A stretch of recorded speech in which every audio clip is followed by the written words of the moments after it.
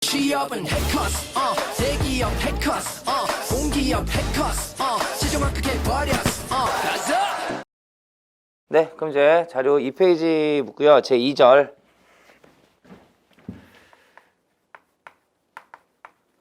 경영의 구성 요소와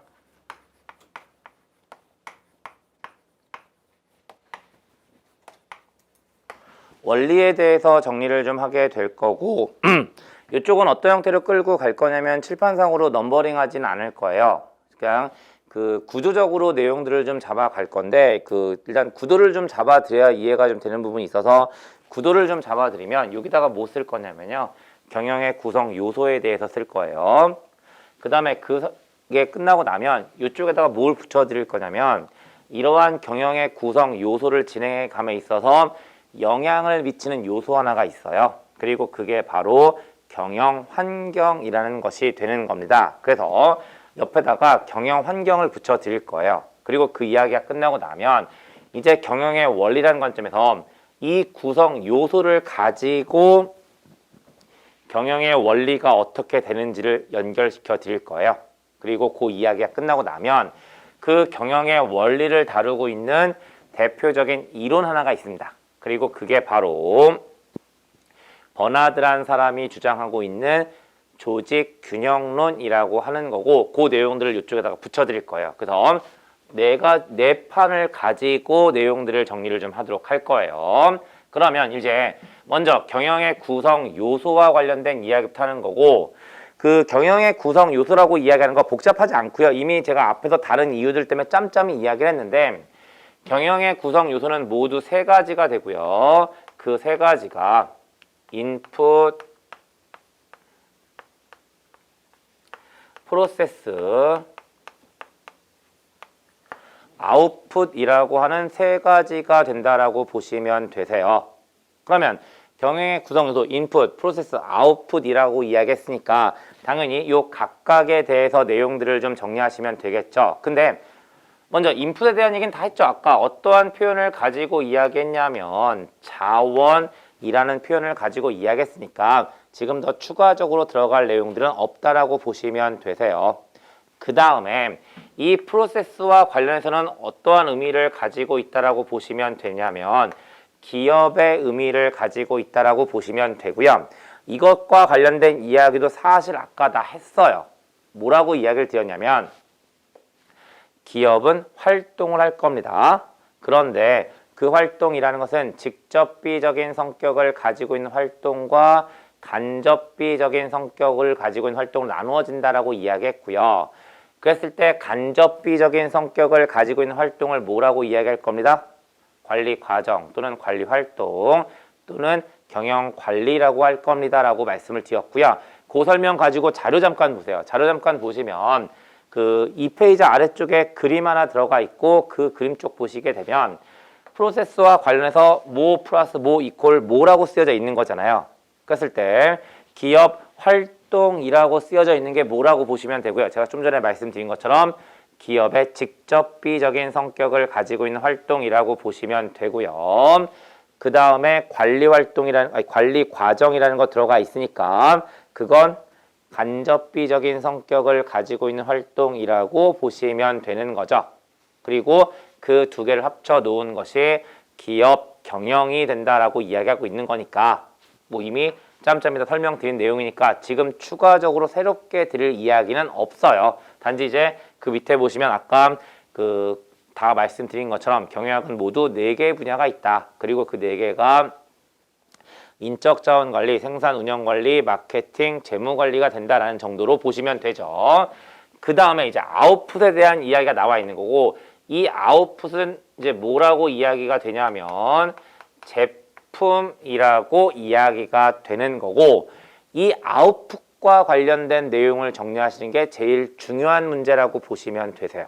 그러면 이제 설명을 드리면 아웃풋은 제품이 되는데 이 제품이란 아웃풋은 크게 두 가지로 나누어 볼 수 있다라는 겁니다. 그리고 그 두 가지가 바로 뭐냐면요. 형태를 가지고 있는 것과 형태를 가지고 있지 않은 것이 있다라는 거예요. 그랬을 때 형태를 가지고 있는 아웃풋을 우리는 뭐라고 이름을 붙여주냐면 재화라고 이름을 붙여주고요. 형태를 가지고 있지 않은 아웃풋을 서비스라고 이름을 붙여주게 되는 거예요. 그래서 아웃풋은 재화와 서비스라는 두 가지로 나누어지게 되는 겁니다. 근데 이게 재화와 서비스라면 당연히 이거 역시나 직관적으로 가면요. 기업이 재화를 만드는 경우와 서비스를 만드는 경우를 비교해 보면 얘는 동일할 것 같으세요? 차이가 날 것 같으세요? 당연히 형태가 있고 없는 거니까 얘가 달라질 거라는 거죠. 그러니까 결국 그 시험 목적상으로 접근하는 건데 재화와 서비스의 차이점을 이해하는 것은 너무나 중요하신 거예요. 그리고 그 목적상 교재 3페이지 쪽 가시면 아래쪽에 표 하나가 들어가 있고 그 표 보시면 재화가 어떤 특성을 가지고 있고 서비스가 어떠한 특징을 가지고 있는지에 대한 것들이 쭉 열거돼 있잖아요. 그리고 그게 딱 객관식 문제 만들기 좋은 내용이라고 보시면 되세요. 다음 중 재화의 특징으로 가장 옳지 않은 것은 또는 다음 중 서비스의 특징으로 가장 옳지 않은 것은 해서 한쪽에서 하나 나머지 한쪽에서 나머지 왕창 뽑아내면 객관식 문제 하나가 만들어지는 거죠. 그래서 그 표의 중요성은 아무리 강조해도 지나치지 않는데 그렇다고 그 표 외워서 갈 수는 없어요. 당연히 이해를 좀 하셔야 되는 거고 역시나 이해를 좀 시켜 드릴 겁니다. 그러면 먼저 재화에 대한 설명부터 해보자는 거죠. 그러면 재화는 형태를 가지고 있으니까 재고로 가질 수 있을까요? 당연히 형태가 있으니까 재고를 가질 수 있을 거예요. 근데 이 재고를 가질 수 있다는 사실은 일반적으로 기업에게 두 가지의 효용을 제공해 줘요. 그리고 그 두 가지 효용이 바로 뭐냐면 시간적 효용과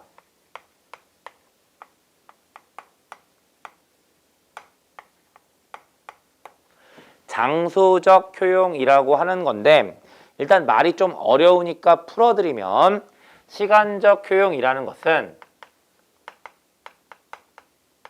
보관이 가능하다라는 의미를 가지고 있고요.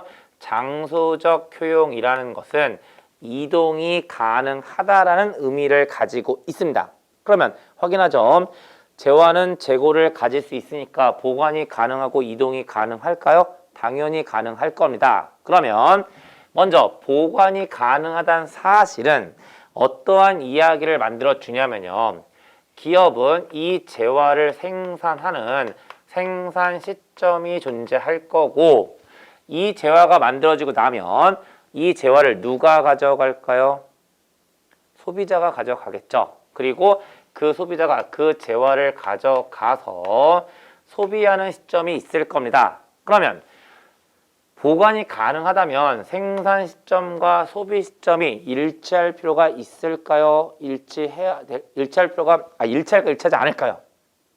일치할 필요가 없는 거예요. 그러면 두 개가 일치하지 않는다면 생산자와 소비자가 만날 일도 없으니까 고객 접촉 정도는 낮다라고 보시면 되는 거죠. 그리고 역시나 생산자와 소비자가 만날 일이 없으니까 소비자가 해당 재화를 소비하고 불만이 생겼을 때 그 불만을 제기하는 데 걸리는 시간은 생산 시점을 기준으로 했을 때 멀어질까요? 짧아질까요? 멀어질 겁니다. 그래서 반응 시간이 길어진다는 특징을 가지고 있는 거예요. 그 다음에 장소적 효용을 제공해 준다는 것은 이동이 가능하다는 의미를 가지고 있는 거고 이동이 가능하다는 사실은 시장의 면적에 영향을 줄 거고 당연히 넓은 시장에 들어가게 해줄까요? 좁은 시장에 들어가게 해줄까요? 넓은 시장에 들어가게 해줄 겁니다. 그리고 시장이 넓다면 기업의 입장에서는 많이 만들어야 될까요? 조금만 만들면 될까요? 많이 만들어야 될 거예요. 그래서 뭘 가지고 갈 수밖에 없냐면 대규모 설비를 가져갈 수밖에 없어요. 근데 이 대규모 설비라는 거 안에는요. 두 가지의 의미를 가지고 있죠. 그러면 그 두 가지 의미가 뭔지를 정리를 하실 건데 역시나 직관적으로 가면 어떠한 그 일정한 규모의 시장이 있어요. 그러면 그 시장의 소비를 충족시키는 방법은 개념적으로 두 가지입니다. 하나는 한 곳에서 왕창 만들어서 전체로 뿌려주는 방법이 있을 거예요. 또 한 가지 방법은 여기저기서 조금씩 만들어서 그 주변을 뿌려주면서 전체를 충족시켜주는 방법도 있을 겁니다. 그랬을 때 전자를 우리는 집권적이라고 할 거고 후자를 분권적이라고 하는 겁니다. 그렇다면 대규모 설비를 가져가는 경우는 집권적의 의미를 가지고 있을까요? 분권적의 의미를 가지고 있을까요? 집권적의 의미를 가지고 있을 거예요. 그 다음에 역시나 대규모 설비니까 많이 만들어야 될 거고, 많이 만든다면 사람이 만드는 게 편할까요? 기계가 만드는 게 편할까요? 기계가 만드는 게 편하겠죠. 결국 대규모 설비라는 것은 기계가 만드는 게 편하다는 의미를 가지고 있는 거고, 그걸 교과서적으로는 자본 집약적이라고 이야기하는 거죠. 그래서 대규모 설비라는 것 안에는 집권적이고 자본 집약적이라는 의미를 가지고 있다라는 거고요. 이렇게 말씀을 드리면 자료 3페이지에 들어가 있는 표 내용들 중에 재화에 대한 설명 맨 아랫줄 빼고 다 설명이 된 거예요. 근데 지금 이 설명은 싹 다 뭘 가지고 설명을 끌고 온 거냐면 재고를 가질 수 있다는 사실을 가지고 끌고 온 거잖아요. 그러면 이제 서비스에 대한 특징을 보셔야 되는데 서비스는 형태가 없으니까 재고를 가질 수 없을 겁니다. 결국 서비스는 어떠한 특징을 가지게 되냐면 얘네들을 그냥 뒤집어 엎어 놓은 거라고 보시면 되니까 그냥 구두상으로만 정리하겠습니다. 서비스는 형태를 가지고 있지 않기 때문에 재고를 가질 수 없고요. 재고를 가질 수 없으니까 시간적 효용이나 장소적 효용을 제공해 줄 수 없어요. 그러면 먼저 시간적 효용을 제공해 줄 수 없으니까 보관이 안 될 거니까 생산 시점과 소비 시점은 일치해 주어야 하는 거고, 두 개가 일치하니까 고객 접촉 정도는 높아질 거고 반응 시간은 짧아지겠죠. 그 다음에 장소적 효용을 제공해 줄 수 없으니까 이동도 안 될 거고, 이동이 안 되니까 좁은 시장에 들어가야 될 거고, 시장이 좁으니까 소규모 설비의 특징을 가지게 될 겁니다. 근데 대규모 설비가 이런 특징을 가지고 있다고 이야기했으니까 소규모 설비는 어떤 특징을 가지고 있을까요? 분권적이고 노동 집약적인 특징을 가지고 있다라는 거고, 그렇게 말씀을 드리면 역시나 자료에 들어가 있는 서비스에 대한 설명들 중에 맨 아래줄 빼고는 다 이야기가 된 거잖아요. 근데 여기다가 하나만 얹을 거예요. 지금 생산 시점과 소비 시점이 일치할 필요가 없다라고 이야기하고 있는 거고요. 이걸 뭐라고도 표현하게 되냐면 생산 시점과 소비 시점이 분리되어 있다는 이유 때문에 분리성이라고도 이야기를 하게 되죠. 그러면 서비스는 어떠한 특성을 가지게 되는 걸까요? 비분리성의 특징을 가지고 있다라고도 이야기를 하게 되는 겁니다. 그러면 이제 뭐 하나만 채워드리면 되냐면 얘와 얘에 대한 특징에 대한 맨 마지막 줄 하나만 채워드리면 되는 건데 다른 건 아니고요. 역시나 그 소비자는 이 재화나 서비스나 아웃풋을 가져가실 거잖아요. 그리고 다행히 여러분들은 소비자시잖아요. 그러면 여러분들께서는 소비자로서 재화나 서비스를 소비하고 나면 그걸로 끝인가요? 그렇지 않으세요. 일반적으로 재화나 서비스를 소비하고 나면 그 뒤에 뒷담화를 나누세요. 그리고 그게 어떠한 의미가 되냐면 이 제품은 이래저래 하면서 뭔가 품평회를 하시는 거죠.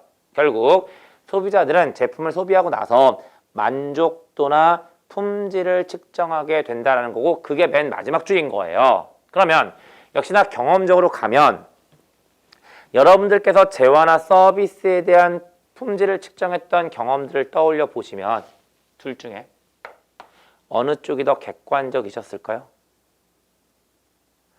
재화가 더 객관적인 의미들을 가지고 있으시죠? 그러면 역시나 이건 순수하게 말장난이긴 한데, 그러면 여러분들은요 객관식과 주관식 중에 어느 쪽이 더 쉬우실까요? 이 질문에 대해서 주관식이라고 대답하시는 분을 본 적은 한 번도 없어요. 그러니까 전 그냥 그걸 이용하고 있는 것 뿐이고요. 결국 자료와 마찬가지로 어떤 얘기 하나를 끄집어내냐면 서비스의 품질 측정보다 재화에 대한 품질 측정이 더 쉽다라는 거예요. 근데 우리가 일반적으로 얘기하는 쉽다라는 표현하고요. 경영학에서 표현하는 쉽다라는 표현은 분명한 의미 차이가 있어요. 일반적으로 경영학에서 표현하는 쉽다라는 표현은 크게 두 가지의 의미를 가지고 있고 첫 번째 의미는 확인했습니다. 객관적이라는 의미를 가지고 있을 때 경영학은 쉽다라는 표현을 써요. 그 다음에 또 한 가지 어떨 때 경영학은 쉽다라는 표현을 쓰게 되냐면 시간과 비용이 저렴하다라는 의미를 가지고 있을 때 쉽다라는 표현을 쓰게 되는 거죠. 그래서 그 이야기까지 드리면 이제 재화와 서비스에 대한 개념을 잡아드리면서 마지막 줄까지 다 이야기를 드리는 거고 여기까지 말씀드리면 재화와 서비스에 대한 개념적인 측면들 다 말씀을 드린 겁니다. 근데 역시나 이제 그 문제를 푸신다고 가정했을 때 한 가지 용어적인 문제 때문에 조심하셔야 될 일이 있어서 그것만 좀 말씀을 드려요. 무슨 얘기냐면 지금 저 어떻게 설명을 드렸냐면 제품이라는 것은 재화와 서비스로 나누어진다라고 말씀을 드린 거잖아요. 근데 역시나 경영학적인 얘기를 좀 하다 보면 지금 재화가 있고 서비스가 있잖아요. 그럼 이제 당연히 경영은 이 두 개를 연구했어야 되는데 경영학이 가지고 있는 가장 기본적인 논리 흐름 중에 한 가지는 뭐냐면 여러 가지가 있을 때 그 여러 가지를 동시에 하는 흐름을 가지고 있지 않아요. 일반적으로 여러 개의 뭔가가 있다면 순서대로 하게끔 되어 있고 순서대로 하게끔 되어 있다면 당연히 그 순서를 결정하는 원칙이라는 것이 있을 겁니다. 그리고 경영학은 그 원칙이 분명해요. 무조건 뭐 먼저 하게 되냐면 쉬운 거 먼저 하는 겁니다. 그러면 재화와 서비스가 있고 둘 중에 하나를 먼저 해야 된다면 당연히 경영학은 뭐 먼저 건드리기 시작했을 거냐면 재화 먼저 건드리고 있다가 서비스를 연구하는 형태를 취했을 거예요. 근데 그러다 보니까 과거에는 제품 이퀄 뭐였을까요? 재화였던 거죠. 근데 거기다가 이제 서비스 넘겨가고 있다 보니까 그 습성이 아직까지 남아가지고요. 어떠한 표현들을 여러분들께서 시험 목적상으로 보시는 기회들이 있을 거냐면 재화와 서비스라는 표현이 아니라 제품과 서비스라는 표현을 보시는 경우가 있을 거예요. 그리고 그렇게 표현하게 되면 거기서의 제품은 재화를 의미한다라고 보시면 되는 거죠. 그래서 그 제품이란 단어가 출제가 되었을 때 해석의 문제에 대해서 말씀을 드리고 있는 거예요. 다시 이야기하면 문제상으로 제품이란 단어가 쓰여지면 걔는 둘 중에 한 가지 의미일 거예요. 재화의 의미만을 가지고 있거나 재화와 서비스를 합쳐서 이야기하고 있거나 둘 중에 어느 쪽인지는 당연히 문맥상으로 파악을 좀 해 놓으셔야 되는 겁니다. 그리고 그렇게 말씀드리면 경영의 구성 요소에 들어가 있는 아웃풋과 관련된 설명들 전부 다 된 거고요. 거기다 이제 어떤 얘기를 하게 되냐면 결국 경영은 인풋, 프로세스, 아웃풋의 절차를 가져가게 되는데 이 과정에 영향을 미치는 요소 한 가지가 있다라는 겁니다. 그리고 그게 바로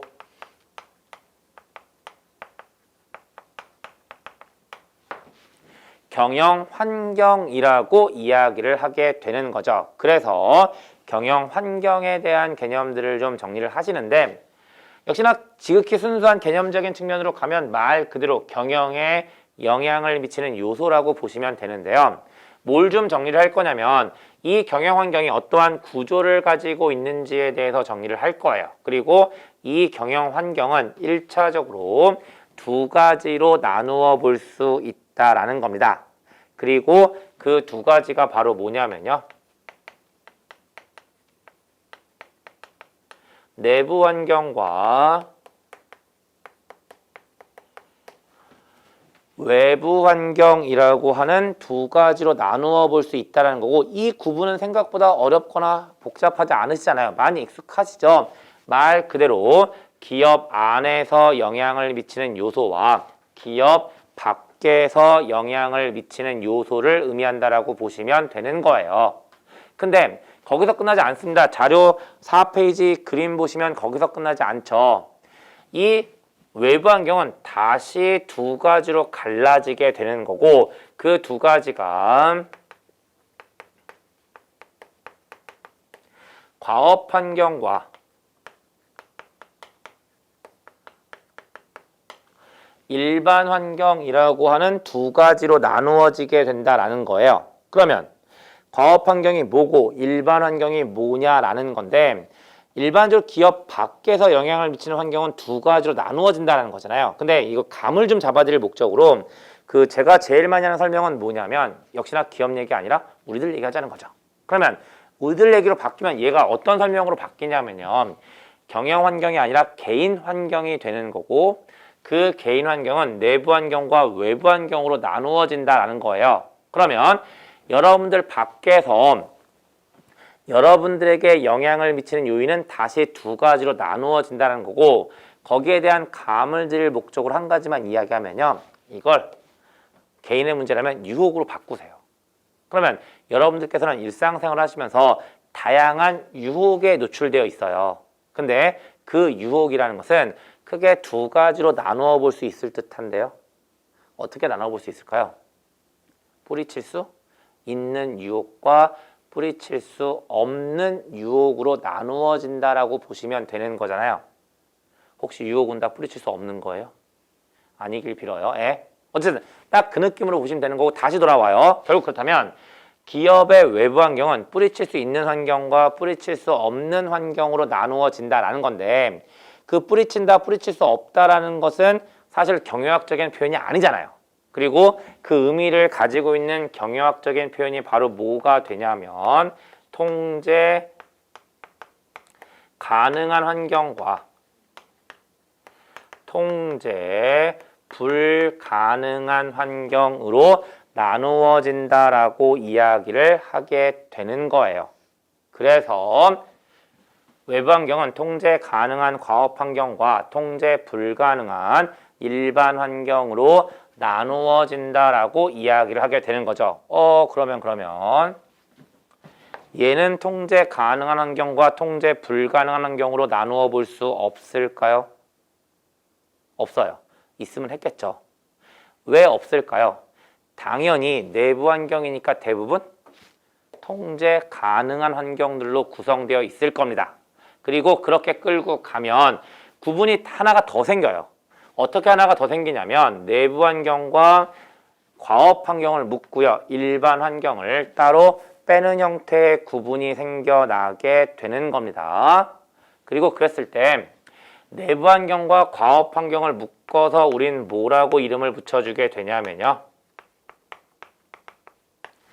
미시적 환경이라고 이름을 붙여주게 되고 일반 환경을 따로 빼서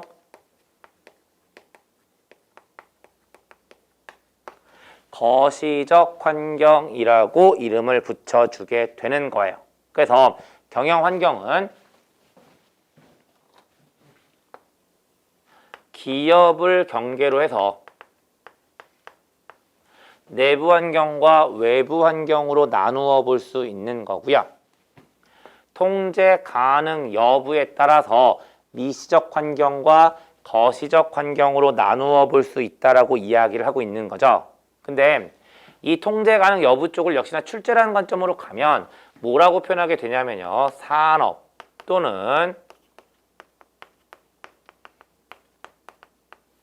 시장의 경계가 기준이 된다라고 이야기할 거예요. 이거 무슨 얘기냐면 역시나 시각적으로 가면 일반적으로 기업은 어떤 시장, 산업 안에 존재하고 있을 거고 그 안에 기업이 있을 거예요. 근데 그 산업 밖에서 산업 쪽으로 영향을 미치는 요소라면 당연히 기업이 어떻게 해볼 수 없을 거예요. 그러니까 통제 불가능하다는 것이 산업 밖에서 영향을 미친다는 의미랑 동일한 의미가 되는 거고요.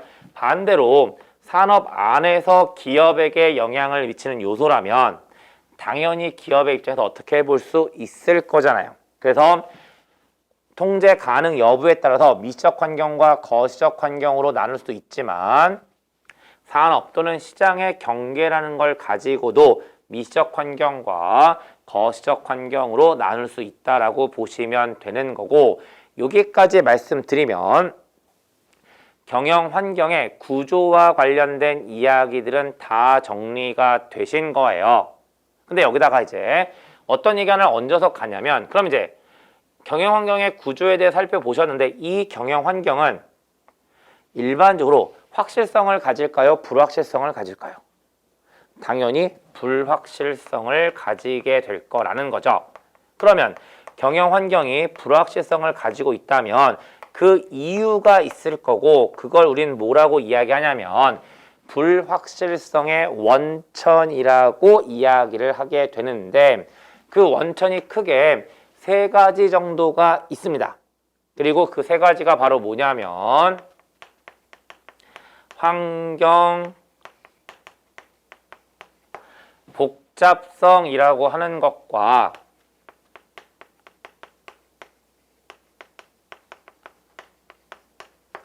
환경 동태성이라고 하는 것과 환경 풍부성이라고 하는 세 가지가 된다라고 보시면 되시고요. 이 세 가지와 관련해서 어떤 내용들이 정리가 되어야 하냐면요. 이 세 가지에 대한 개념이 먼저 잡아져야 돼요. 그 다음에 이 세 가지가 불확실성의 원천이 되니까 이 세 가지가 높아지거나 낮아질 때 불확실성이 높아지는지 낮아지는지에 대한 흐름을 좀 잡아놓고 계셔야만 객관식 문제에 대비할 수가 있어지는 거예요. 그러면 먼저 개념적인 측면부터 가면 환경 복잡성이잖아요. 환경이 얼마나 복잡하냐의 문제가 되는 거고, 얘는 뭐와 관련돼 있냐면 영향을 미치는 요인의 수가 많아지면 복잡할 거고, 요인의 수가 적어지면 복잡성이 낮아지겠죠. 결국 그래서 환경 복잡성이라는 것은 영향을 미치는 요인의 수라고 정리해 놓으시면 되는 거예요. 그 다음에 환경 동태성이라는 거고, 얘는 말 그대로 환경이 얼마나 변화하는지를 의미한다라고 보시면 되는 겁니다. 그 다음에 환경 풍부성이라고 하는 거고, 이 풍부라는 의미에서부터 개념 잡아가시면 되는데, 기업은 자원이라는 것을 가지고 있고요. 그 자원의 양을 우리는 환경 풍부성이라고 하는 거예요. 그리고 이렇게 말씀드리면 환경 복잡성, 환경 동태성, 환경 풍부성에 대한 개념들은 다 잡아드린 거고요. 여기다 이제 방향성에 대한 이야기만 드리면 되는데 어렵지 않죠. 환경 복잡성이 높아지면 당연히 불확실성은 높아질 거예요. 환경 동태성이 높아져도 불확실성은 높아질 거죠. 그러나 환경 풍부성이 높아지게 되면 불확실성은 낮아지게 되는 겁니다. 한 번 더요. 환경 복잡성과 환경 동태성이 높아지게 되면 환경 불확실성은 높아지지만 환경 풍부성이 높아지게 되면 환경 불확실성은 낮아진다라고 이야기를 하게 되는 거고, 그렇게 말씀드리면 경영 환경에 대한 구조와 불확실성의 원천에 대한 이야기까지 전부 다 드렸고, 요게 이제 경영 환경이라는 관점에서 정리하시는 내용들이라고 보시면 되는 거예요. 그 다음에 이제 경영의 원리에 대해서 이야기하는 거고, 여기서 이야기하는 경영의 원리는 어떤 의미라고 보시면 되냐면요. 이미 앞에서 이제 경영이라는 것에 대한 개념을 잡았잖아요. 그러면 당연히 이 경영을 어떻게 해야 될까요? 잘해야 돼요. 그리고 그 경영을 잘한다는 것이 어떤 건지를 판단하는 것이 바로 경영의 원리라고 보시면 되세요. 근데 그 원리 자체가 복잡하진 않습니다. 경영의 구성 요소가 인풋과 프로세스와 아웃풋이라고 했을 때 당연히 이 인풋과 아웃풋을 비교했을 때 인풋이 더 크면 경영을 잘 못한 거고요. 아웃풋이 더 크면 경영을 잘한 거예요. 그리고 이게 그냥 경영의 원리 전부 다고, 이걸 전 일반적으로 뭐라고 말씀을 드리냐면요. 결국 경영의 원리, 경영을 잘한다는 것은 인풋과 아웃풋 사이의 싸움이라고 말씀을 드리게 되는 거예요. 근데 이게 다인데 이렇게 말씀드리고 마무리 지으면 그러니까 시험 목적성을 할 리가 없는 거잖아요. 그래서 이제 그걸 좀 더 시험 목적성으로 끌고 가기 위해서 몇 가지 지표가 들어가 있는 거고, 그 지표들 중에 크게 두 가지를 정리하시는 겁니다. 그리고 그 두 가지가 효율성과 효과성이라고 하는 두 가지가 되는 건데 그 어떤 이유 때문에 그 두 가지가 중요한 의미를 가지냐면요. 다시 한번 이야기하지만 경영을 잘한다는 것은 인풋과 아웃풋 사이의 싸움이에요. 근데 그걸 쪼개놓으면 인풋의 관점에서 경영을 잘한다는 게 뭔지를 좀 판단하고 싶은 거고요. 그 다음에 아웃풋의 관점에서 경영을 잘한다는 게 뭔지를 좀 판단하고 싶은 거예요. 그랬을 때 인풋의 관점에서 경영을 잘한다는 것을 판단하고자 하는 지표가 바로 뭐냐면 효율성 또는 능률이라고 번역하게 되는 거죠. 그 다음에 아웃풋의 관점에서 경영을 잘한다는 게 뭔지를 판단하고 싶은 거고 그러한 지표를 우리는 효과성 또는 유효성이라고 이야기를 하게 되는 겁니다. 그래서 효율성과 효과성이라고 하는 두 가지에 대한 개념들을 잡아가시면 되는 거고 설명을 좀 드릴 거예요. 근데 그 전에 한 가지만. 그러면 인풋의 관점에서 효율성이고 아웃풋의 관점에서 효과성이라고 말씀을 드렸고 경영을 잘한다는 것은 인풋과 아웃풋의 싸움이라고 이야기했으니까 결론적으로요. 경영을 잘한다라는 것은 효율성을 높이는 걸까요? 효과성을 높이는 걸까요? 제 질문 패턴에 당하시면 안 되고요. 당연히 둘 다 높여야 되는 겁니다. 왜냐하면 인풋과 아웃풋 사이의 싸움이라고 했으니까 인풋과 아웃풋을 동시에 고려해 주어야 되겠죠. 그럼 이제 구체적으로 효율성과 효과성에 대한 개념들을 끌고 가는데 먼저 효율성이라는 것은 인풋의 관점이라고 이야기했으니까 뭐라고 정의가 되냐면요. 자원의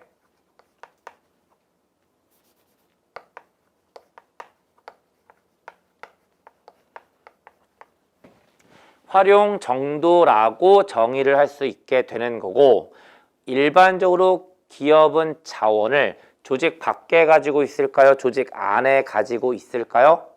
조직 안에 가지고 있을 겁니다. 그래서 효율성은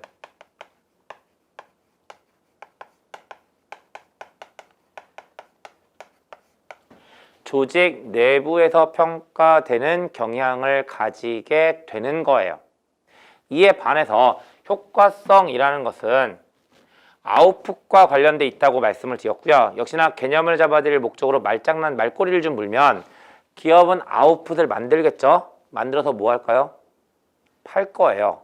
그러면 팔아서는 뭐 할까요? 이윤을 추구하겠죠? 그러면 이윤을 추구해서는 뭐 할까요?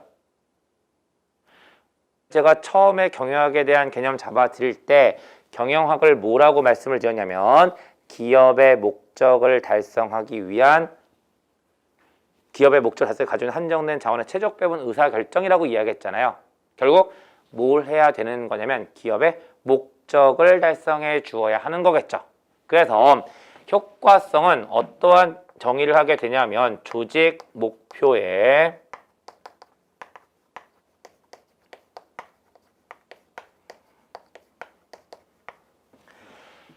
달성 정도를 의미한다라고 보시면 되세요. 그런데 이 조직 목표의 달성 정도라고 했을 때 이 조직 목표요. 이 조직 목표라는 것은 사람들마다 분야마다 조금씩 다르게들 이야기하게 되거든요. 근데 그 다양한 조직 목표를 일반화시킬 때 경영학이 가장 많이 쓰는 표현 한 가지가 있어요. 그리고 그게 바로 뭐냐면요. 고객 만족이 되는 겁니다. 그래서 효과성을 뭐라고 정의하기도 하냐면 고객 만족의 달성 정도라고 정의하기도 하는 거예요. 그래서 효과성은 조직 목표의 달성 정도 또는 고객 만족의 달성 정도라고 이야기를 하게 되는 거고요. 그러한 이유 때문에 지금 고객 만족이라고 이야기하고 있고 일단 지금 여러분들 입장에서 고객은 소비자와 동의어일 거잖아요. 사실 경영학 입장에서 소비자와 고객이 동의어는 아닙니다. 근데 지금은 그냥 동의어로 생각하셔도 무방하기 때문에 지금은 그냥 저도 동의어라고 말씀을 드릴 거고요. 고객이 소비자와 동의어라면 당연히 소비자는 조직의 밖에 있을까요? 안에 있을까요? 밖에 있겠죠. 그러니까 효과성은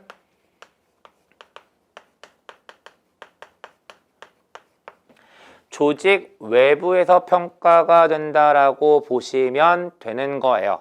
그러면 이렇게 잡아드리면 효율성과 효과성에 대한 개념 잡아드렸는데 역시 이걸 가지고 한 가지씩만 더 얹어갈 겁니다. 그리고 그게 바로 뭐냐면요. 지금 양쪽에 대한 개념들을 좀 비교해 보시면 효율성과 효과성 중에 어느 쪽이 상대적으로 장기적인 의미를 가지고 있을까요? 효과성이 상대적으로 장기적인 의미를 가지고 있다라고 보시면 되는 거죠. 그래서 효율성이라는 것은 조직의 단기적 생존 또는 단기적 관점에 해당한다라고 보시면 되고요. 효과성이라는 것은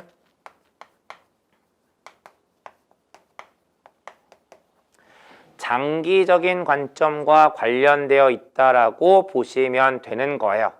그리고 이렇게 말씀드리면 효율성과 효과성에 대한 이야기를 드리게 되는데 역시나 제가 높아심이 남아서 하나씩만 더 얹겠습니다. 그리고 그게 바로 뭐냐면요. 이 효율성과 효과성이라는 것을 과정과 결과의 문제로 결합시킬 수도 있어요. 그러면 이미 아래에서 개념 다 잡으셨으니까 이 효율성이라는 것은 과정의 의미일까요? 결과의 의미일까요? 과정의 의미를 가지고 있을 거고 효과성이 결과의 의미를 가지고 있을 겁니다. 그리고 그걸 표현해주는 대표적인 영문 문장 하나가 있고요. 그 문장들 역시 출제가 종종 되기 때문에 정리를 좀 하시면 되는데요. 조금 말장난 느낌이 없잖아 있는 문장이긴 한데 효율성이라는 것은 과정의 의미를 가지고 있기 때문에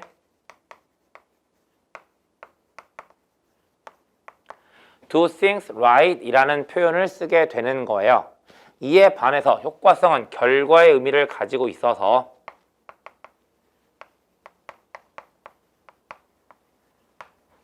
do right things 라고 이야기하는 영문 표기를 쓰게 되는 거고 이 영문 표기 역시 그냥 문장 그대로 종종 출제가 되기 때문에 확인을 하는 겁니다. 한 번 더요.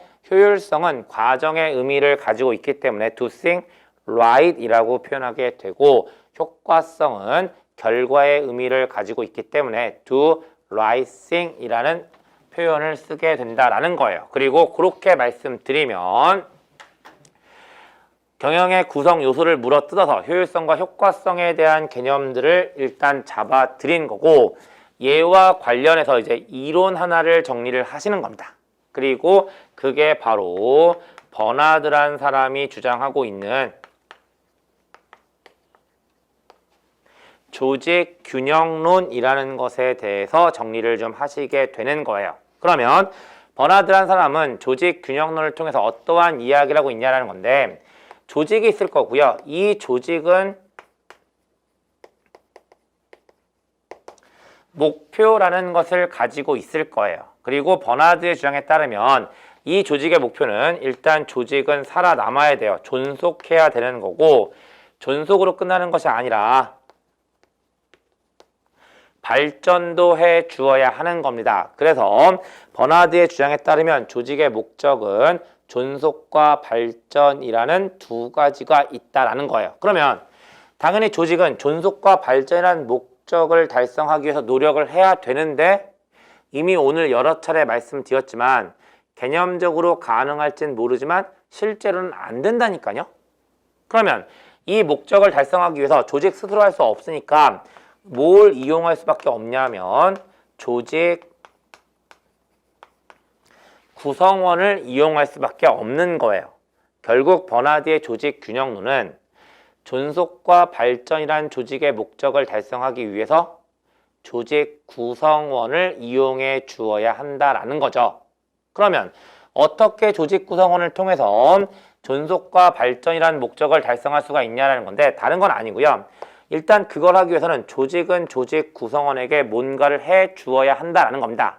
그리고 그걸 뭐라고 표현하고 있냐면 유인이라고 표현하고 있는 건데 이 유인 뭐의 의미로 이해하시면 될까요? 조직이 조직 구성원에게 주는 거 보상으로 이해하시면 되세요. 물론 그 보상이라는 것이 조직 구성원 입장으로 가면 만족의 의미를 가지기도 할 거고 다 똑같은 이야기입니다. 어쨌든 조직은 조직 구성원에게 유인 또는 보상 또는 만족을 주게 된다는 거고요. 그렇게 유인을 받은 조직 구성원은 그럼 당연히 거기에 대한 대가를 지급하면서 조직의 목적을 달성하는 데 있어서 공헌 또는 기여가 이루어져야 한다라는 거죠. 그리고 이 유인과 공헌 사이의 관계를 뭐라고 이야기하냐면 대내적 균형이라고 이야기를 하게 되는 거고, 이 대내적 균형을 통해서 버나드는 조직이 존속과 발전이라는 목적을 달성할 수 있다고 주장을 하는 거예요.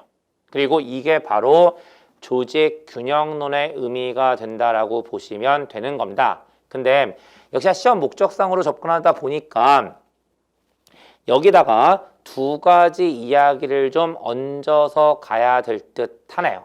그리고 그 두 가지가 뭐냐는 건데, 먼저 이 대내적 균형이라고 이야기하는 거예요. 그러면 아까도 이야기했지만 이 대내적 균형이라는 것은 유인과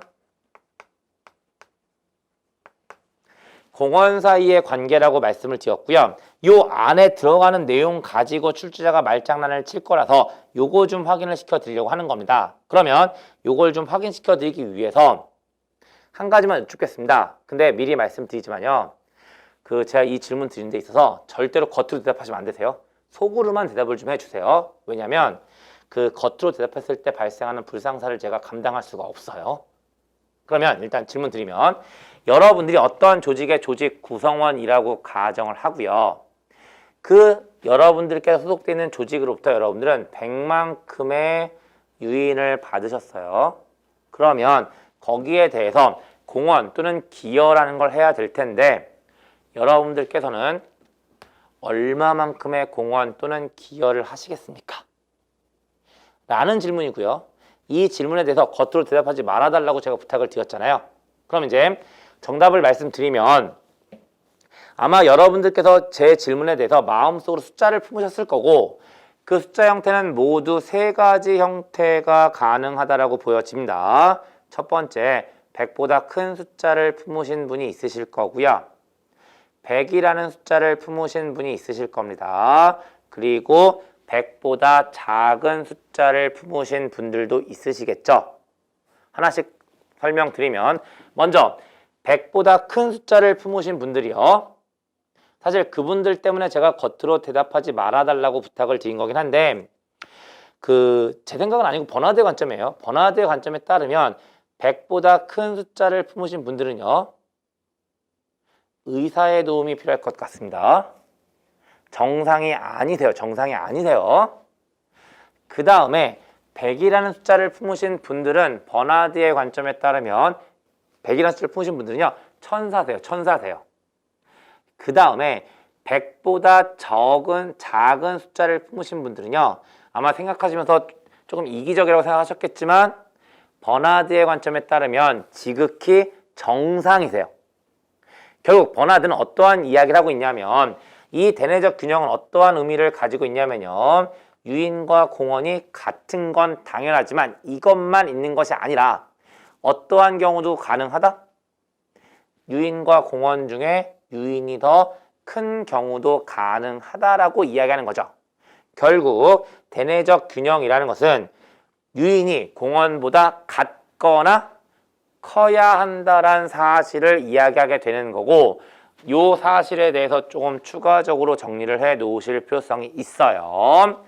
그 다음에 또 한 가지, 여기다 추가적으로 이제 뭘 하나 얹어드리냐면, 이러한 조직 균형론을 진행하기 위해서는요, 기본적으로 필요한 요소가 있다라고 이야기하는 거고, 그 기본 요소가 모두 세 가지예요.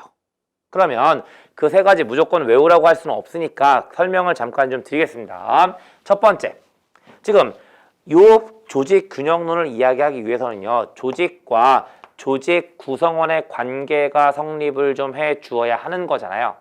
그냥 길 가는 사람 데려다가 할 수는 없어요. 그러면 조직과 조직 구성원의 관계가 성립하기 위해서는 어떠한 일이 벌어져야 되냐면요. 조직은 조직의 목표를 가지고 있고 조직 구성원도 조직 구성원 나름대로의 목표가 있을 겁니다. 근데 이 둘 사이의 목표가 겹치는 게 하나도 없어요. 그러면 조직과 조직 구성원의 관계는 성립할 수 없을 겁니다. 그러니까 조직과 조직 구성원의 관계가 성립하기 위해서는 조직의 목표와 조직 구성원의 목표가 겹치는 부분이 있어야 된다는 거고요. 그걸 우리는 공통 목표라고 이야기를 하게 되는 거죠. 그 다음에 두 번째, 조직은 조직 구성원에게 유인을 해줄 거고 이 유인의 의미가 보상이라고 말씀을 드렸잖아요. 근데 우리가 보상이라고 이야기하면 그냥 습관적으로 금전적 또는 경제적 보상만 떠올리시죠. 하지만 경영학에서의 보상이 꼭 경제적 보상만 있는 것은 아니란 말이에요. 그러면 경제적 보상 외에 다른 형태의 보상이 있다면 당연히 조직이 조직 구성원에게 보상을 해줄 때 뭘 알아야 될까요? 조직 구성원이 원하는 보상의 형태는 어떤 것이 있고 그 보상의 형태가 정해지면 그 보상의 크기는 얼마를 해 주어야 될지가 결정이 돼야 될 겁니다. 그러면 얘가 원하는 보상의 형태와 얘가 원하는 보상의 크기를 알기 위해서는 조직과 조직 구성원 사이에 정보 교환이 있어야 된다는 거죠. 그리고 그걸 뭐라고 표현하고 있냐면 커뮤니케이션, 의사소통이라고 표현을 하고 있는 것 뿐이에요. 그 다음에 마지막 한 가지, 역시나 조직은 조직 구성원에게 유인을 해줄 거예요. 근데 조직 구성원이요, 독한만 먹고 보상을 받자마자 조직을 떠버려요. 그러면 이 일은 절대로 발생하지 않는 거죠. 그러면 안 된다는 거죠. 조직으로부터 보상을 받은 조직 구성원은 거기에 대해서 대가를 지급하고자 하는 의지가 있어야 된다는 거고 그 대가가 바로 뭐냐면 조직의 목적을 위해서 공헌 또는 기여하는 겁니다. 그래서 마지막 기본 요소가 바로 뭐가 되냐면 공헌하고자 하는 의지가 된다라고 이야기를 하게 되는 거죠. 그래서 버나드의 조직 균형론에 따르면 기본 요소는 공통 목적, 의사소통, 공헌하고자 하는 의지가 된다라고 이야기를 하게 되는 거고요. 그게 바로 버나드의 조직 균형론에 대한 이야기가 된다라고 보시면 되는데 여기서 이제 어떤 얘기를 얹어 드릴 거냐면 그럼 왜 앞에서 효율성과 효과성을 이야기하면서 이 얘기를 끌고 갔는지를 정리를 하는 거죠.